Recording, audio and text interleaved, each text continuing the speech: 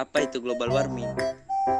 Global warming atau pemanasan global adalah suatu proses meningkatnya suhu rata-rata atmosfer laut dan daratan bumi. Suhu rata-rata global pada permukaan bumi telah meningkat 0,74 kurang lebih 0,18 derajat Celcius selama 100 tahun terakhir. Penyebab global warming. 1. Efek dari rumah kaca adalah kemampuan atmosfer untuk mempertahankan suhu udara panas yang nyaman dalam perubahan nilai yang kecil. Unsur pembentuk efek rumah kaca ialah gas rumah kaca yang menahan panas keluar dari bumi. 2. Efek umpan balik adalah berbagai proses alam yang mengikuti efek pemanasan global. Pemanasan global yang terjadi akibat efek rumah kaca, maka pemanasan yang menyebabkan lebih banyak air menguap ke atmosfer. Saat naik ke atmosfer, gas metana ini bisa menyebabkan efek rumah kaca sehingga mempengaruhi pemanasan global. 3. Variasi matahari adalah perubahan jumlah energi radiasi yang dipancarkan oleh matahari. Efek rumah kaca. Efek rumah kaca menjadi salah satu penyebab global warming. Efek rumah kaca adalah proses alami yang terjadi saat gas di atmosfer bumi menyerap panas sinar matahari dari bumi. Penyebab efek rumah kaca adalah gas-gas rumah kaca, yaitu gas-gas dalam atmosfer yang menyerap gelombang panas. Unsur dalam efek rumah kaca.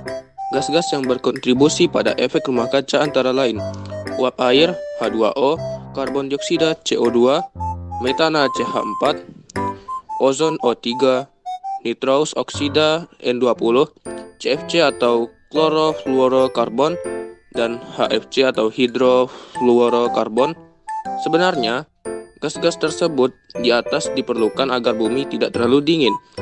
Akan tetapi, sejak revolusi industri, gas-gas seperti karbon dioksida, metana, dan gas berbahaya lainnya menjadi makin bertambah di atmosfer, sehingga konsentrasinya makin meningkat akibat ulah manusia.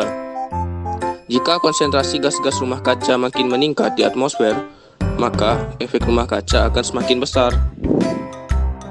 Dampak pemanasan global. 1. Suhu bumi tidak stabil.